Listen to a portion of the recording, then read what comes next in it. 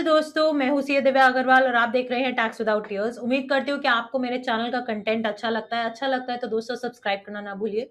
अब दोस्तों आज हम डिस्कस करने वाले हैं नया circular number 231 issued on 10 September. In this was issued after 54 GST council meeting press release. अब इसमें क्या बात करी जाती है दोस्तों, अगर आप कभी भी कार परचेज करने के लिए जाते हो, कार डीलर्स के पास आपने देखा होगा एक डेमो व्हीकल होता है। अब वो डेमो व्हीकल पे आप टेस्ट ड्राइव भी कर लेते हो, आप देख भी लेते हो, उसे प्रॉपर्ली देखते हो मॉडल को, और अगर आपको अच्छा लगता है तो अकॉर्डिंगली आप ऑर्डर करते हो। तो ऐसे सिचुएशन में अब अगर हम बात करें उस कार डीलर के पॉइंट ऑफ व्यू से, तो उसने जो ये डेमो कार अपने शोरूम पे रखी हुई है, जिसको देख के आप अपनी चॉइस करते हो अपनी गाड़ियों की, क्या इस तरह से उस कार डीलर को उस डेमो कार का इनपुट मिलेगा या नहीं मिलेगा, ये इस सर्कुलर ने क्लैरिफाई किया है। तो ये सर्कुलर नंबर 231 दोस्तों, ये बहुत ही सिंपल बेसिकली एक बेटर क्लैरिटी के लिए लाया गया, बिकॉज बहुत ज्यादा कंट्रोवर्शियल एडवांस रूलिंग्स एक्सेट्रा आ चुकी थी, तो उसी चीज को क्लैरिफाई करने के लिए कि कब हम डेमो व्हीकल्स पे आपको आईटीसी देंगे और कब नहीं देंगे, दोनों ही सिचुएशंस इन्होंने बताई है।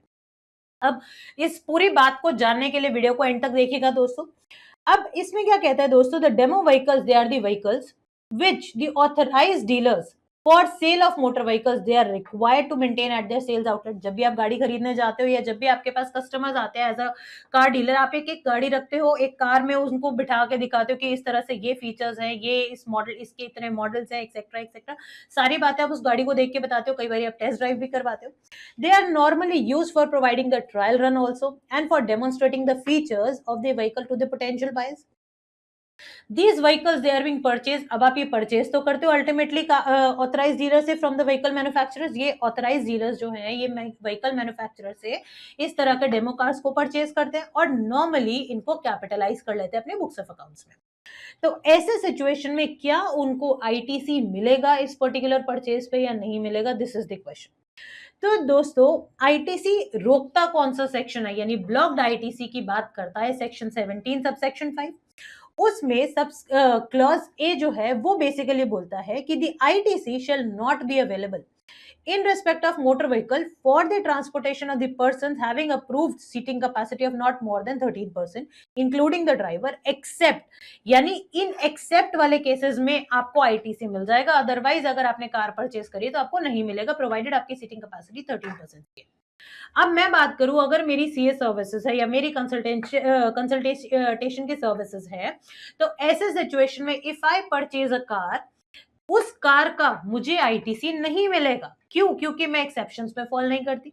बट अब अगर कोई पर्सन इन एक्सेप्शंस में फॉल करता है, that is if it is for the transportation of passengers और फॉर इम्पार्टिंग द ट्रेनिंग और ड्राइविंग सच मोटर व्हीकल्स और further supply of such motor vehicles, तभी उस पर्टिकुलर कार की परचेज का आपको आईटीसी मिल पाएगा, अदरवाइज नहीं मिल पाएगा।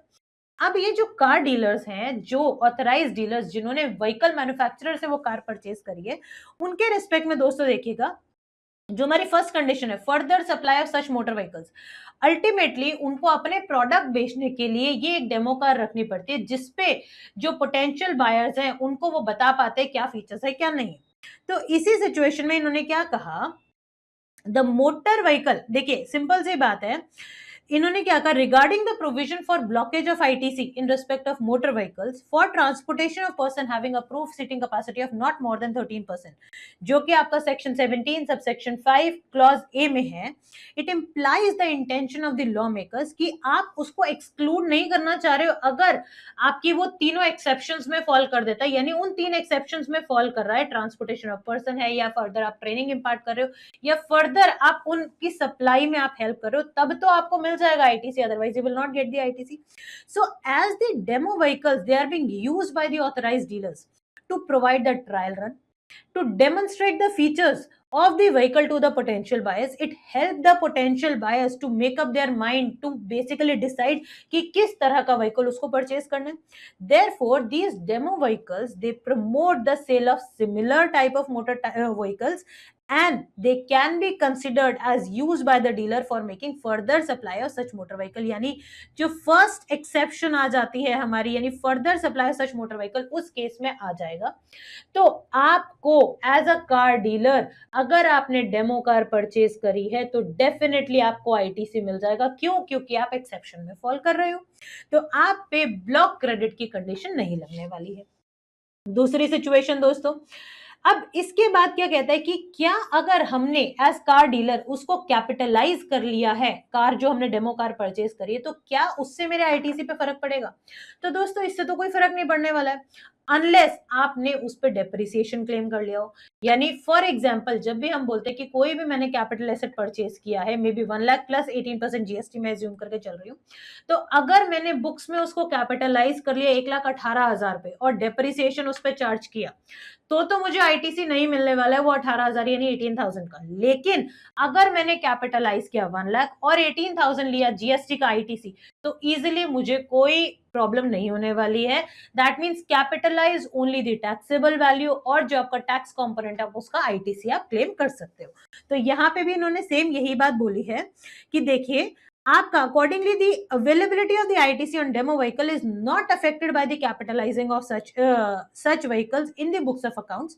only thing that needs to be kept into mind is section 16 subsection 3, जो कि आपको बोलता है कि आपने उस पर्टिकुलर आईटीसी यानी टैक्सेबल जो आपका टैक्स कंपोनेंट है उस पर डेप्रिसिएशन क्लेम नहीं की होनी चाहिए। अगर आप डेप्रिसिएशन क्लेम नहीं करोगे तो आपको आईटीसी का बेनिफिट नहीं मिलेगा, और आप डेप्रिसिएशन क्लेम करोगे तो आपको आईटीसी का बेनिफिट नहीं मिलेगा। That means if you go with the depreciation component, ITC आपको नहीं मिलेगा। अगर आपने डेप्रिसिएशन क्लेम नहीं करी उस टैक्स अमाउंट पे, तो आपको आईटीसी का बेनिफिट मिल जाएगा। अब बहुत इंपॉर्टेंट जो बात आती है वो आती है यहाँ पे 4.6 पैराग्राफ में। अब ये क्या कहते हैं कि there may be some authorised dealer जो कि सिर्फ एक्ट करते हैं एज एन एजेंट की तरह एक्ट करते हैं, या फिर service provider to the vehicle manufacturer for providing the marketing service. यानी it includes the providing the facility of the vehicle test drive to the potential customers of the vehicle on behalf of the manufacturer itself. और वो उसमें खुद directly involve नहीं होते purchase sale में, यानी खुद से उन्होंने अपने नाम से कोई इनवॉइस नहीं रेज किया होता, सिर्फ एक एजेंट की तरह हेल्प करते हैं उन मैन्युफैक्चरर्स को सेल करने में गाड़ियों को to the potential customers. So for providing the facility of vehicle test drive to the potential customers of the vehicle, the dealer purchases the demo vehicle. ठीक है, the dealer may sell the demo vehicle to a customer after a specified time और kilometres as per the agreement. ठीक है, with the vehicle manufacturer with the applicable GST. So in such cases, the authorized dealer is merely providing the marketing or the facilitation services, ठीक है, to the manufacturer and is not making the supply of the motor vehicle on his own account। यानी खुद से जो और गाड़ियां purchase करके cell करने वाला काम नहीं कर रहा, वो केवल एक एजेंट या एक फैसिलिटेटर वाला काम कर रहा है। तो therefore said demo vehicle cannot be used by the dealer for making further supply of such motor vehicles, and accordingly ITC will not be allowed। क्योंकि ITC तभी अलाउड है जब आप वो डेमो व्हीकल को यूज करके और व्हीकल्स बेच रहे हो और डायरेक्टली आपके थ्रू ही इनवॉइस रेज हो रहा है। तो इस चीज का आपको दोस्तों ध्यान रखना है। अदरवाइज जितने भी डीलर्स हैं जो कार में डील कर रहे हैं और इंटरमीडियरी बेसिकली एक एजेंट की तरह एक्ट नहीं कर रहे, सिर्फ फैसिलिटेशन में नहीं हेल्प कर रहे, एक्चुअल में सेल परचेज में डील कर रहे हैं, सिर्फ उन्हीं को आईटीसी का बेनिफिट मिलेगा, उन्हीं के लिए ये ब्लॉक क्रेडिट की कंडीशंस जो है उसके एक्सेप्शन में फॉल करेगा और उसको आईटीसी मिल पाएगा। और आईटीसी के साथ साथ इन्होंने ये भी कहा है कि अगर आप उसको कैपिटलाइज करते हो अपने बुक्स ऑफ अकाउंट में तो आपको आईटीसी मिल जाएगा, प्रोवाइडेड आपने उस टैक्स कंपोनेंट पे डेप्रिसिएशन क्लेम ना किया। उम्मीद करती हूँ दोस्तों कि आपको ये सर्कुलर का कंटेंट समझ आया होगा। कोई भी इश्यू है, कोई भी कंसर्न है या कोई भी ऐसे टॉपिक्स है जो आप चाहते हैं कि मैं टेकअप करूं अपने आने वाले वीडियोस में, तो प्लीज कमेंट बॉक्स में कमेंट कीजिए। Thank you so much and have a nice day.